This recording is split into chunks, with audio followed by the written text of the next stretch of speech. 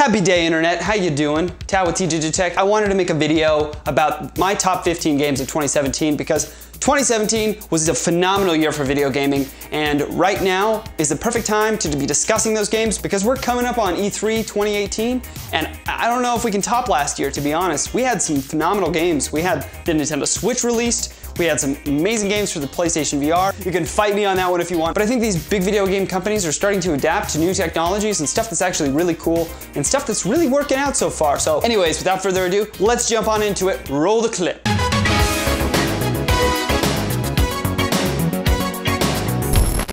Alright, so a lot of people are gonna hate me on this one, and granted, I understand. But I didn't play this game until last year when it came out on the Xbox One X. You might already know it from just me saying that, and that is PUBG for the Xbox One X.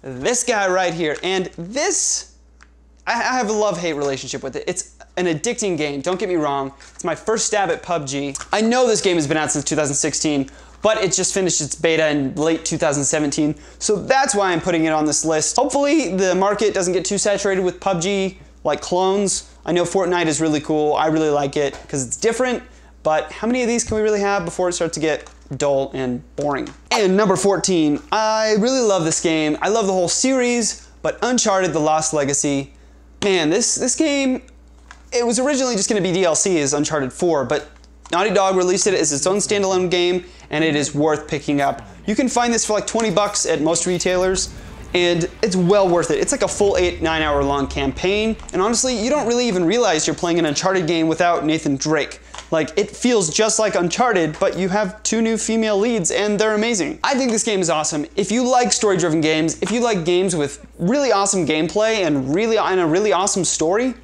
it's a no-brainer. Plus, for the price, you're actually getting Uncharted 4's multiplayer in that too, so with that, it's actually just full-on worth the price right there. Oh man, a ton of people are gonna hate me for this one, but number 13 is Destiny 2. I really don't have much to say about it, but it was addicting. I love it. But all right, let's jump to number 12. This is kind of an underrated game. This is for the Nintendo Switch, and it is Fire Emblem Warriors. I got into the Warriors series with Hyrule Warriors, and then I played some of the Dynasty Warriors games, so I kind of played it backwards. But it's simple, it's addictive, and it's just like a pick up and go, and you really don't have to use your brain to play these games. I mean, that sounds mean, but really it's a hack and slash. You pretty much go to capture certain locations and then use your swords, plays different characters. It's an awesome game. I would definitely say if you have a Nintendo Switch, pick this one up. You probably won't be disappointed. And I don't care for Fire Emblem, the series as it is, to be completely honest. I really just like hack and slash games, and this game was perfect. Story's not really anything special, but the gameplay was really what I was all about for this game. Definitely pick this up if you can for a sale. Fire Emblem Warriors is totally worth it. All right, so number 11, a lot of people loved, including myself, and it wasn't really like a big hit. I mean, it sold a lot, but it didn't like get around until people started talking about it. The word of mouth really helped this game, and that's why I picked it up after watching this 30-minute video on why you should pick up Nier Automata. You can watch that down below, and it goes into like how this game is such a masterpiece. It is phenomenal from its music to its gameplay to its story. If you want a game that has all 3 of those combined into one, also this is a long game, so if you're looking for something 50-60 hours, pick up Nier Automata.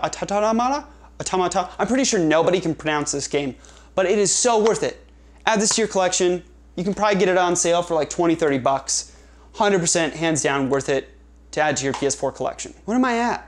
What number am I at? Shoot. All right, so number 10, and this is a game that you might not find on other... All right, guys, so this game you might not find on a ton of top 10 lists out there, but I love it, and that's why I added it to number 10. Justice 2 by NetherRealm. F your Breath of the Wild. You can play as Ninja Turtles versus Superman in this shit. Need I say more? But really, you can find this game for like 20-30 bucks, probably on sale, and the story isn't half bad. It's kind of a twist on a typical DC type of story, and that's why I love it so much. The story was actually really good, and I just don't even play online because I just get my butt kicked. I just get my butt straight kicked. Honestly, when this game came out, me and my girlfriend played a lot of it together, and she would actually kick my ass. So if there are any girls out there watching this video, pick up this game and say, hey, listen, we should play this together. Don't tell him why.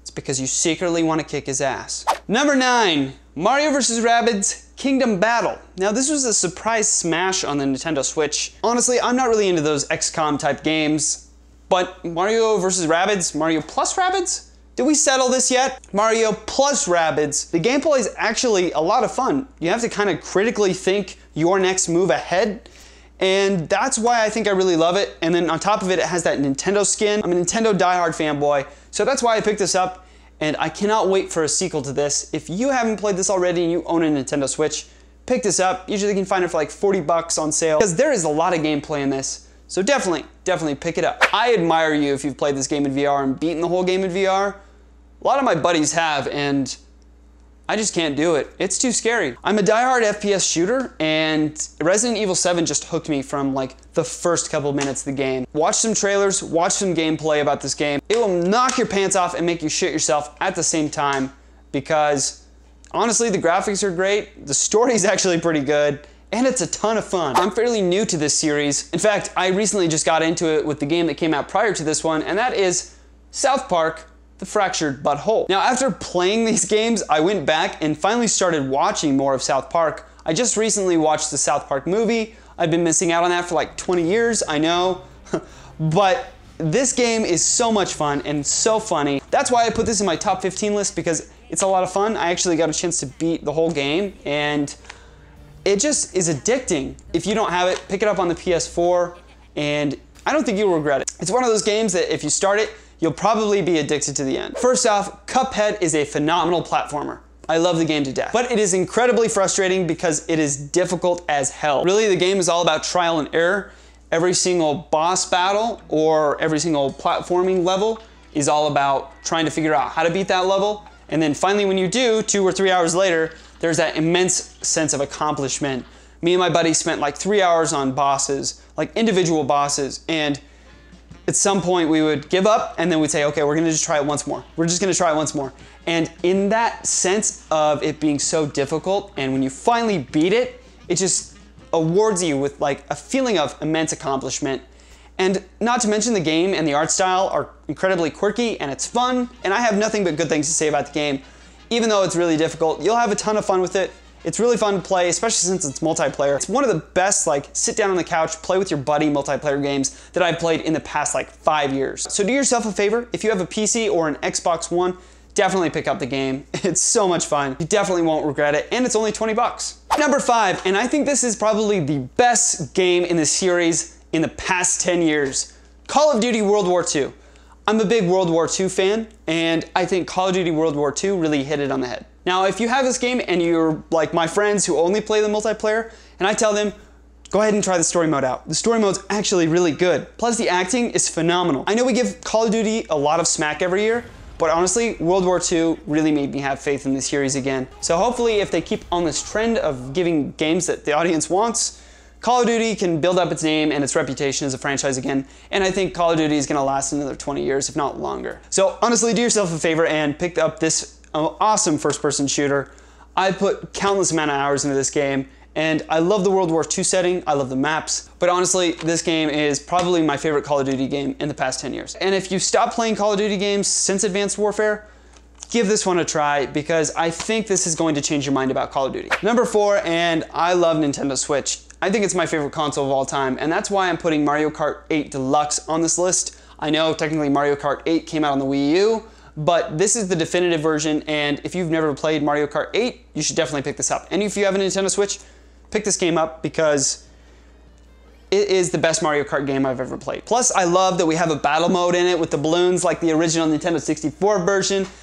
It's just such a fun game, and if you have a Nintendo Switch, it's a perfect collection to have on there as a multiplayer game. In fact, it's my favorite multiplayer game to play when I bring it over to my buddy's house, or I'm going on a trip and I'm gonna see people there and I know they're gonna wanna play something when we're bored. I just, you know, pop out my Nintendo Switch with Mario Kart in it, and it's the perfect party game. All right, so now we're down to the top 3, and number 3 is Persona 5. I love this game so much.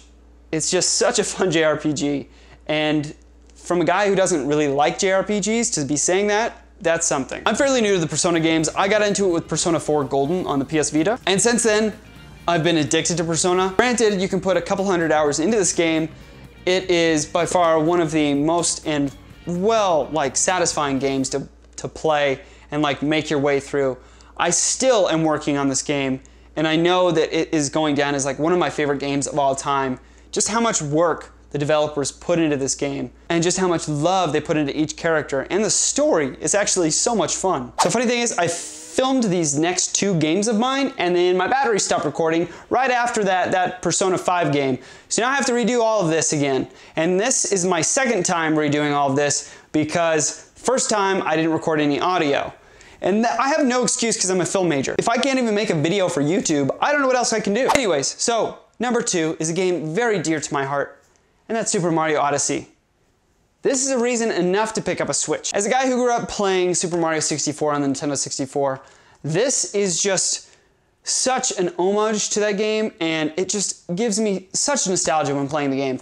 Especially towards the end when you can unlock specific costumes and music and locations. Honestly, if you have a Nintendo Switch, like I said, pick this game up. You will not be disappointed, even if you don't like Mario games. And if you don't like Mario games, why are you buying a Nintendo Switch? I have trouble coming to a conclusion about what my favorite Super Mario game is, but this is definitely a contender to Super Mario 64, if not right there on the same level. I don't think I can say one is better than the other because they're such different games made in different times, but Super Mario Odyssey just builds on everything that Super Mario 64 had, and honestly, it's just so much fun. And when I finished the game, I wanted more. All right, so now we're down to my number 1. To no surprise, it's Breath of the Wild. Are you surprised, really? It's that good. This is another reason alone to buy it in the Nintendo Switch. Actually, just pick up Super Mario Odyssey and Zelda and you'll be set for like a year. Honestly, this game will keep you busy enough for 6 months. Super Mario Odyssey will keep you busy enough for 6 months. Seriously, there's 800 moons in that game. I haven't even found them all. I don't know why there are so many moons in that game. Ah, Nintendo. There's so many good things about the game. I can't even say good enough things. I'm not gonna bore you with going into details about the game because most likely you've seen footage of it. But the gameplay, the story, the graphics for a Nintendo game, and it's like a Skyrim, but for the Nintendo Switch, except better. Actually, they're kind of different, but this is like, it's good. It's just a good game, all right? It's just good, just buy it. Seriously, for being the first game that came out on the Nintendo Switch last year, it can only go up from here, and I have such faith in the Zelda series as we go along from here because this really gave it a breath of fresh air, or a breath in the wild, if you will.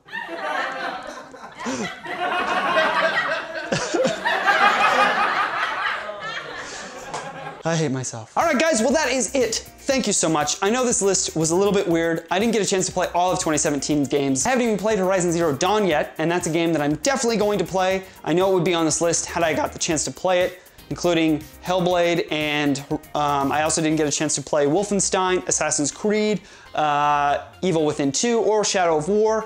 So, had I played those games, most likely they would have been on the list. Those are all good contenders from what I've seen. But this was my list, this is what I got a chance to play, and what I had a ton of fun with this year. If you didn't agree with this list, and I get many of you might not, leave me a comment down below telling me what game didn't you like and why it shouldn't be on the list. And then go ahead and leave a comment saying what game was your favorite game of 2017. Well guys, thank you again for watching. Please give it a thumbs up if you liked the video, thumbs down if you didn't, and subscribe if you could. It really helps my channel out. I am gonna go and play some more Breath of the Wild. Even a year later, I'm still playing the game. You guys have a good night and get yourself some sleep. You look tired, okay?